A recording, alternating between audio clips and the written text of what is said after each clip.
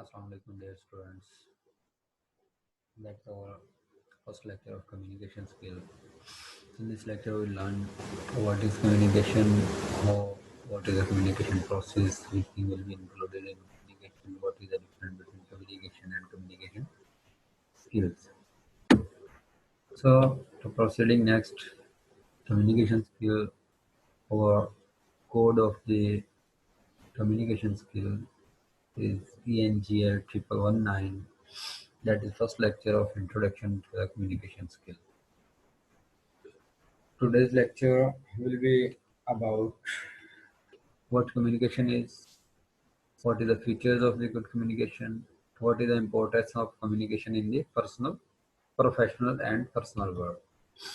So communication, whenever there is communication, there must be minimum two person. One is sender, one is receiver.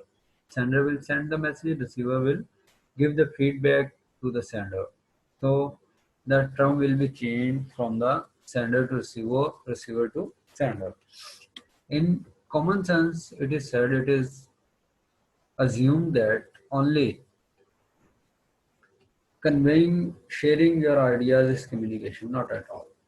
आप अपने ideas share करते हैं, सिर्फ communication नहीं है। जब तक आपके आइडियाज पे फीडबैक नहीं आता, आप शेयर करते हैं, शेयर के जवाब जो है दूसरा पर्सन देता है, तब जाकर कम्युनिकेशन का प्रोसेस कंप्लीट होता है।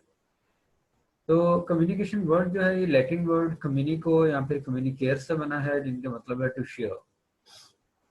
A communication can be defined as a transfer of ideas, feelings, plans, messages or information from one person to another. और जब भी आप आइडियाज, फीलिंग्स, प्लान्स और मैसेज शेयर करते हैं एक पर्सन से दूसरे में, उसमें आप कुछ साइन, कुछ सिंबल्स वगैरह यूज करते हैं। Communication will be effective only when it gets the desired action और रिस्पॉन्स। बात करने वाला जो बात कर रहा है, वो बात का जो रिस्पॉन्स ऑडियंस से लेना चाहता है, अगर वो रिस्पॉन्स उसे मिल रहा है, इज अ गुड कम्युनिकेटर। अगर वो रिस्पॉन्स नहीं मिल रहा है, is not a good communicator. हम इस सोसाइटी का हिस्सा हैं, we are part of this society. And ये जो सोसाइटी है, इसका कोई भी काम कम्युनिकेशन के बगैर कंप्लीट नहीं होता। It moves on the wheels of the communication. यानी सोसाइटी के मूवमेंट के लिए जो व्हील्स हैं वो क्या है? कम्युनिकेशन है। और in the professional world, communication and it's related skills decide a persons career curve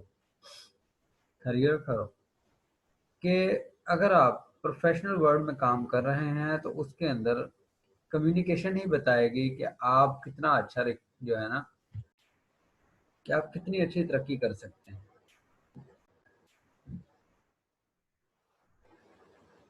एक बात और याद रख लें कि एक पर्सन की सीजीपीए 4 आउट ऑफ 4 है, लेकिन वो गुड कम्युनिकेटर नहीं है, उसमें कम्युनिकेशन स्किल नहीं है, तो उसकी सक्सेस के चांसेस कम है बनस्पत उस पर्सन के जिसकी सीजीपीए भी अच्छी है और उसके साथ उसमें गेट्स भी हैं, कम्युनिकेशन स्किल भी उसकी अच्छी है। तो he will touch the zenith of the success by his communication skills, because a person having the ideas, a person having the knowledge in his mind but unable to convey that idea or knowledge to other person, how it can be successful? On the other hand, a person who is having the knowledge as well as he knows how to convey, he knows the skills how to convey, how to share these ideas. If you talk about the professional world, no any one thing can be completed without communication. There is letter writing, there is report writing, there is a telephonic, there is a motivation, there is a advertisement. Each and everything will be communication.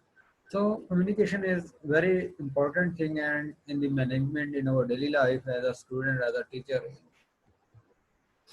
communication. The process by which people exchange information or express their thoughts and feelings is called communication. That is a definition of communication that is given by the Longman Dictionary. On the other hand, one other definition, imparting or exchanging of information by speaking, writing or using some other medium.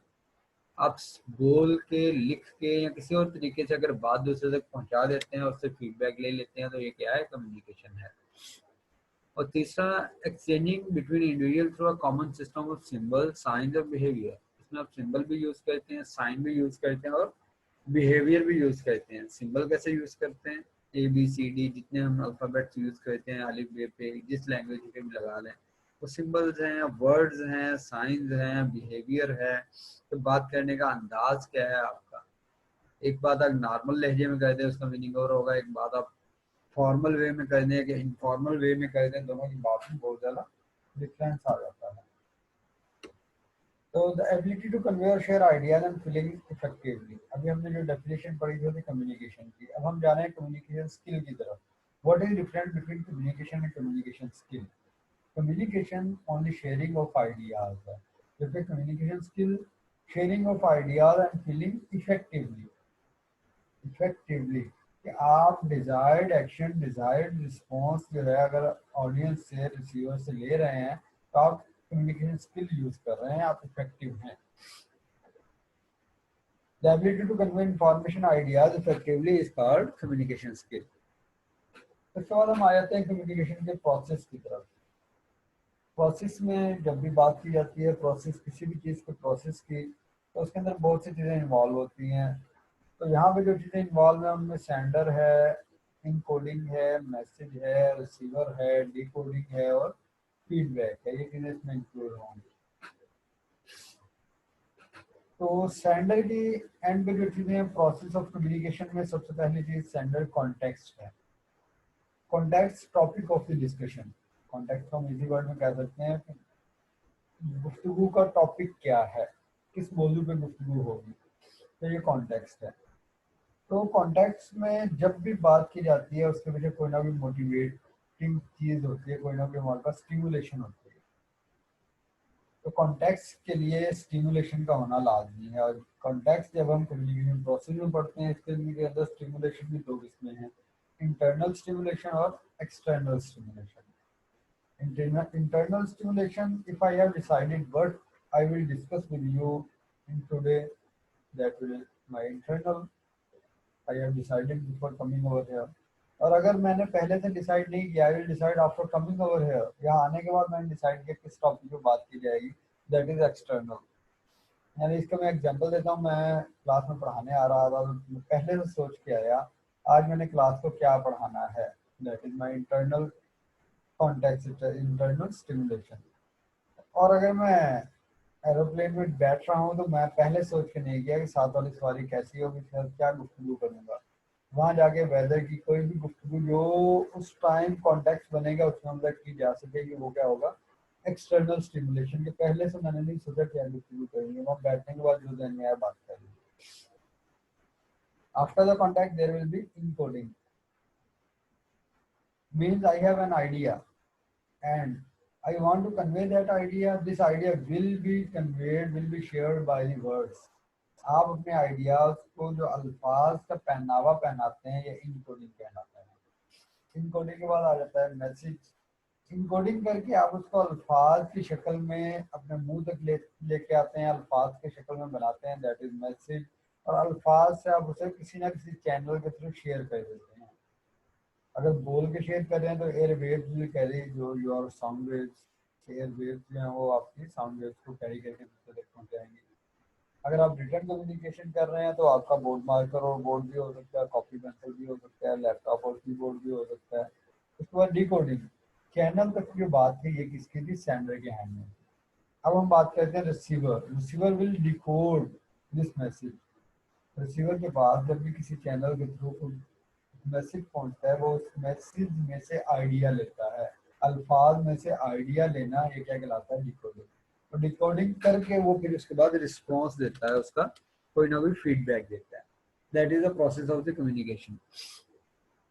So process in which information is encoded, channeled and sent by a sender to a receiver via a medium is a process। इसमें क्या क्या होता है, information is encoded, channeled, you have to take an idea, you have to encode that idea, you have to convey that idea through any channel and send to the other person. After that receiver will receive by medium and after that he will give feedback and receiver will decode this message and give his feedback. This is the complete process of the communication. And whenever there is communication, there is some things that are mandatory in which a sender, a channel, a message, a receiver and feedback. If these all things are effectively working, your communication process will be effective. And on the other hand, there are, whenever there is process of the communication, there is some hindrance can also be. Hindrance means barriers. There must be any barrier can be over here. अगर आप बात कर रहे हैं, बाहर से शोर ज्यादा आ गया तो क्या होगा, आपकी बात इंटरप्ट हो सकती है। तो इस तरह कोई भी चीज जो आपकी बात को, आपकी गुफ्तगू को इंटरप्ट कर रही है, वो क्या है, बैरियर है, वो हिंड्रेंस है। तो जब इस तरह की हिंड्रेंस आ जाए, वो चैनल में भी हो सकती है, वो मीडियम में भी हो सकती है, वो ट्रांसमिशन में भी हो सकती है, वो इनकोडिंग में भी हो सकती है, तो किसी भी जगह हो सकती है। तो प्रोसेस में जब भी कोई स्टॉपेज आएगी, उसे हम क्या कहेंगे, बैरियर या हिंड्रेंस। आगे हम डिफरेंस पढ़ेंगे जर्नल और प्रोफेशनल कम्युनिकेशन में क्या डिफरेंस होते हैं। जर्नल कम्युनिकेशन जो है, इसमें अगर कंटेंट की बात करें तो कंटेंट इसमें इनफॉर्मल होता है, स्टाइल भी इनफॉर्मल होता है, अप्रोच भी इनफॉर्मल होती है। लेकिन अगर हम कंटेंट, मवाद क्या है, टॉपिक क्या है, इसकी बात प्रोफेशनल कम्युनिकेशन में करें तो वहाँ स्टाइल भी फॉर्मल होगा और कंटेंट भी ऑब्जेक्टिव बेस्ड होगा। बिला वजह कोई बात नहीं होगी। बिला वजह जो है, कोई ऑर्गेनाइजेशन दूसरी ऑर्गेनाइजेशन को लेटर नहीं लिखती, किसी वजह के तहत ही लिखती है, ऑब्जेक्टिव बेस्ड ही होता है। सेकंड, जनरल कम्युनिकेशन में स्ट्रक्चर जो है डिफरेंट होता है प्रोफेशनल कम्युनिकेशन से। तो जनरल कम्युनिकेशन में स्ट्रक्चर क्या होता है, इसमें कोई सेट पैटर्न नहीं होता। आप अपने दोस्तों से बात कर रहे हैं कि लाजमी आपने रिटर्न में देनी है, या लाजमी आपने स्पोकन में देनी है, या लाजमी आपने इशारा ही करना है, कोई इसका सेट पैटर्न नहीं है।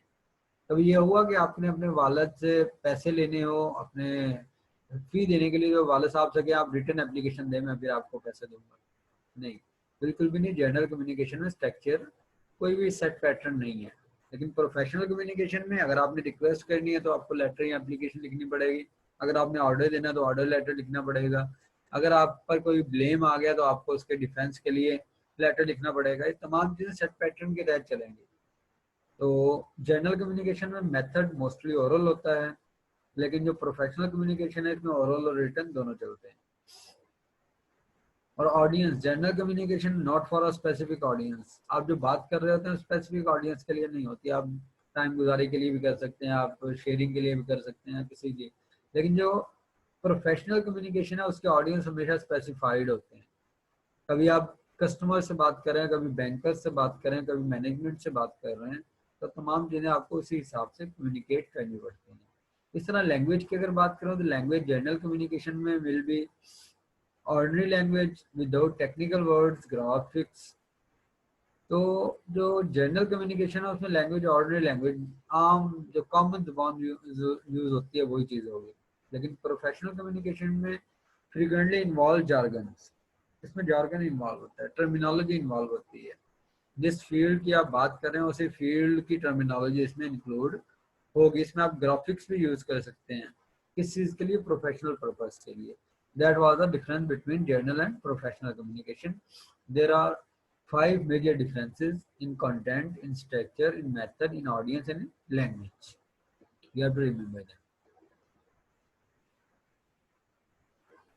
Journal and professional communication. Communication is a two-way process by which information is transmitted between individuals or organizations. And second, communication is continuous process of meaningful interactions among persons in an organization that result in meaning being perceived and understood in a desired way. That is communication. अगर आप journal कर रहे हैं तब में भी ये दोनों ऑब्जेक्टिव होंगे, अगर आप प्रोफेशनल कर रहे हैं तब भी यही दो पर्पस होंगे। क्योंकि कॉमन चीजें हैं कि हर जगह कम्युनिकेशन में शेयर ऑफ आइडियाज लाजमी होगा। दो चीजें और थी, तीन ये हैं, यानी टोटल 5 डिफरेंसेस हैं जर्नल एंड प्रोफेशनल कम्युनिकेशन में। पहली जो थी two way process. General and professional communication में पहला चीज क्या है, two way process. Second, continuous process. Third, role of the receiver and the sender will keep changing. कभी जो बात करने वाला बात सुनने वाला बन जाएगा, बात सुनने वाला बात करने वाला बन जाएगा। उसके बाद communication broadly include both verbal and non verbal forms. इसमें वर्बल और नॉन वर्बल दोनों ही यूज होंगे। उसके अंदर लिप रीडिंग भी हो सकता है, फिंगर स्पेलिंग भी हो सकता है, साइन लैंग्वेज भी हो सकता है, बॉडी लैंग्वेज भी हो सकता है। और इसके अलावा जब भी आप कम्युनिकेशन करते हैं, you have to transmit something in your communication.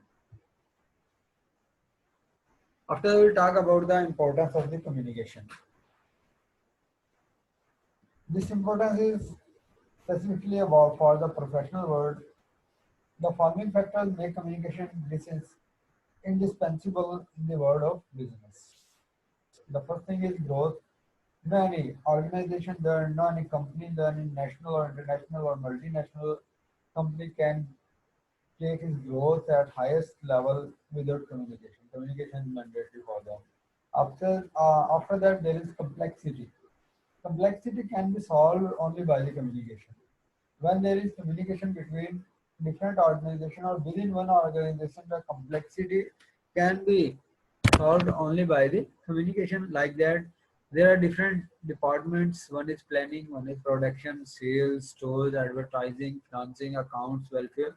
These all handling their own field work, and after that they will conveying limited information to the higher authorities. So complexity will be solved in this way. And third thing that is most important in communication, competitiveness. Today, business world is the name of the competition.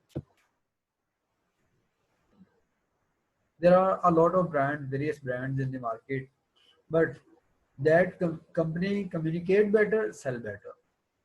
बहुत से brands हैं यहाँ हमारे हर city के अंदर, हर इलाके के अंदर, पाकिस्तान में और मुल्कों में. और जिस कंपनी की कम्युनिकेशन एडवर्टाइजमेंट अच्छी होगी उसकी सेल भी बेहतर होगी.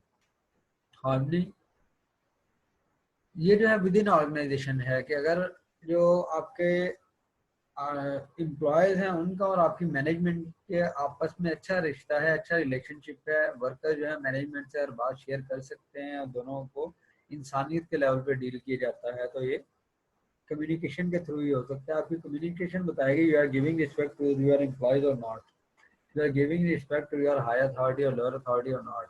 That will only your communication will share. ये कम्युनिकेशन ही बताएगी आप जो है किसको कितनी इज्जत दे रहे हैं. Understanding and cooperation, that is also a part of our communication.